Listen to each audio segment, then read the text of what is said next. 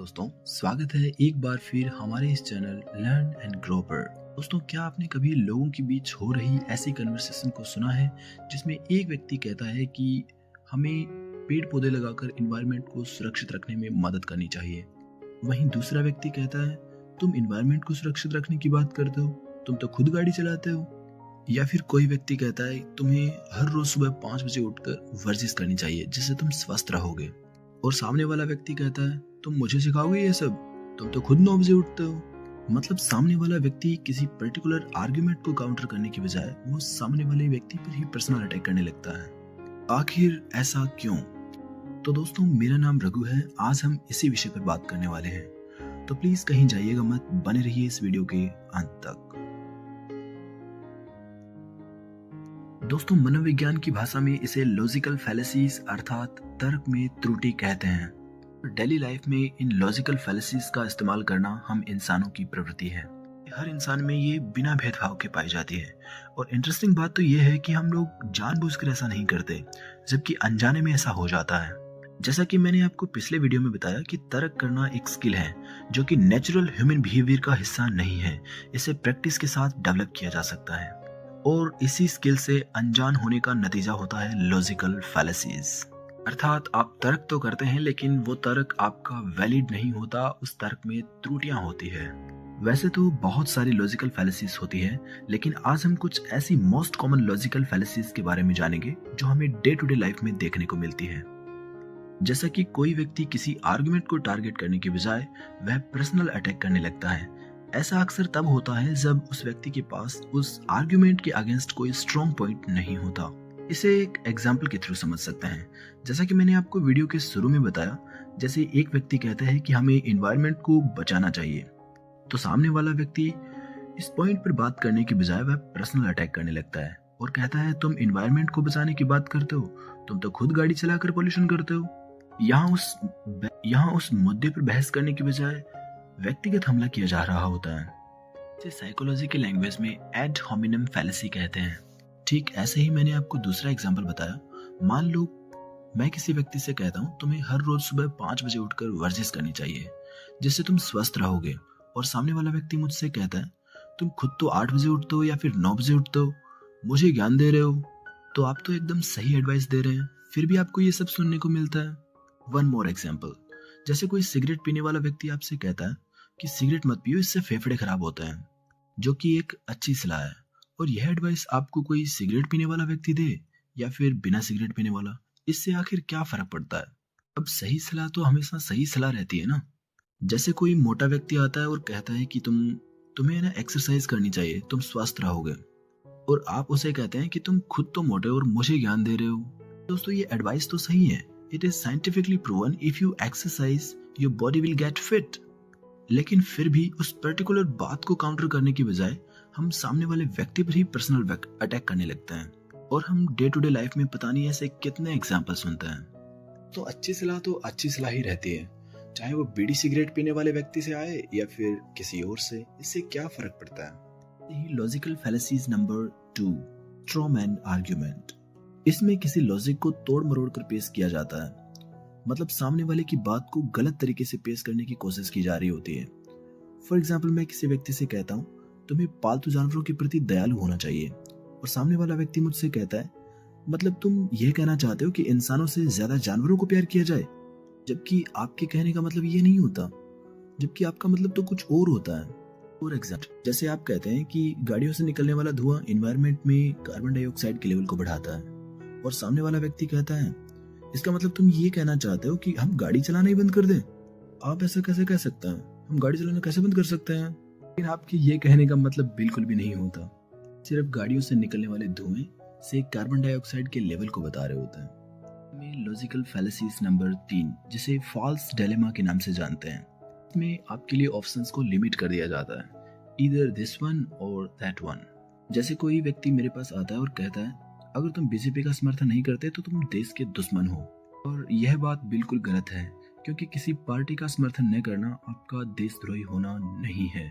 More example, जैसे हिंदी भाषा की एक बहुत ही पुरानी कहावत है, पढ़ोगे लिखोगे तो बनोगे नवाब, खेलोगे कूदोगे तो होंगे खराब।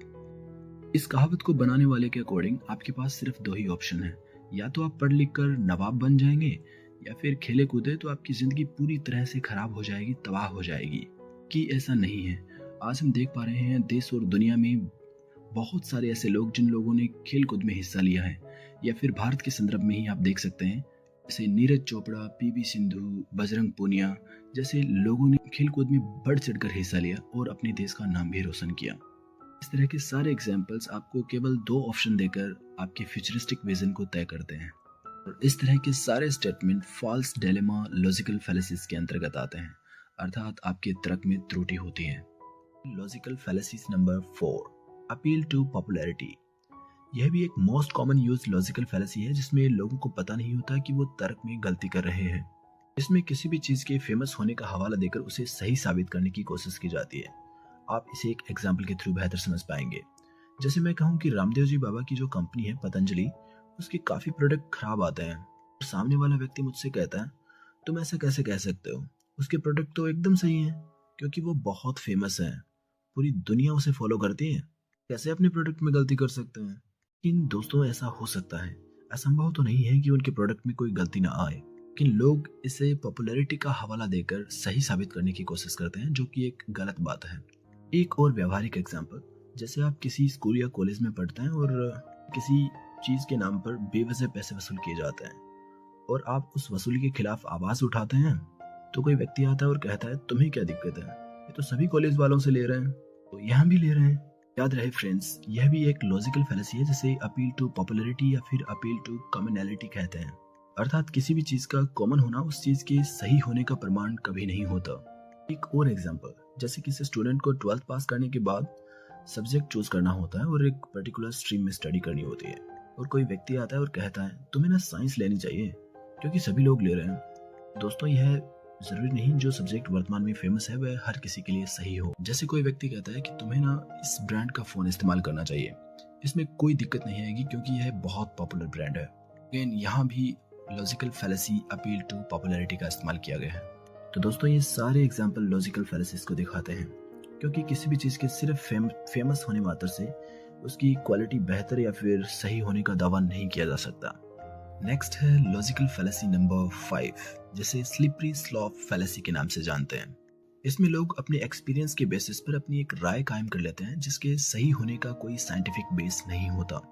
जैसे कोई व्यक्ति आपसे कहता है अगर इस एग्जाम में तुम्हारे कम नंबर आए तो तुम्हारा कॉलेज में एडमिशन नहीं होगा और तुम्हारा फ्यूचर बर्बाद हो जाएगा। देखिए, नंबर कम आने से कॉलेज में एडमिशन न होना एक बाधा हो सकती है, लेकिन इसका मतलब ये कतई नहीं है कि आपकी पूरी जिंदगी बर्बाद हो जाएगी। आपकी किसी एक बात को देखकर आपका फ्यूचर प्रेडिक्ट करने की कोशिश करते हैं, बट माय डियर फ्रेंड्स ऐसा रियल लाइफ में होता नहीं है। दोस्तों ऐसे काफी सारे एग्जाम्पल हो सकते हैं, जैसे कई सिटीज में पॉलीथीन का इस्तेमाल करना बैन है और आप कहते हैं अब तो गवर्नमेंट ने पॉलीथीन बैन कर दी और थोड़े दिनों में कपड़े की थैली भी बंद कर देगी। ऐसा होने की चांसेस बहुत कम है क्योंकि आपने करंट सिचुएशन को देखकर फ्यूचर को इमेजिन किया है। मैं जानता हूँ ऐसा सोचना बहुत कॉमन है क्योंकि कोई ऐसा सोचता ही है, लेकिन यह एक लॉजिकल फैलेसी है क्योंकि हमने अपने एक्सपीरियंस के बेसिस पर अपनी राय कायम की है। और ऐसा जरूरी तो नहीं कि गवर्नमेंट ने पॉलीथीन बैन कर दी तो कपड़े की थैलियां भी बैन कर देगी, यह सिर्फ आपकी धारणा है। इसी तरह की एक और लॉजिकल फैलेसी है जिसे एनेक्डोटल लॉजिकल फैलेसीज के नाम से जानते हैं।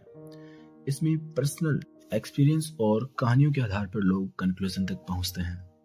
जैसे कोई आता है और कहता है मेरे दादाजी ने रोज तंबाकू खाया और 90 साल तक जिए, तो तंबाकू खाने से कुछ नहीं होता। तो दोस्तों यह भी एक तर्क में त्रुटि है, क्योंकि सिर्फ एक व्यक्ति का पर्सनल एक्सपीरियंस किसी चीज के यूनिवर्सल ट्रूथ होने का दावा नहीं कर सकता।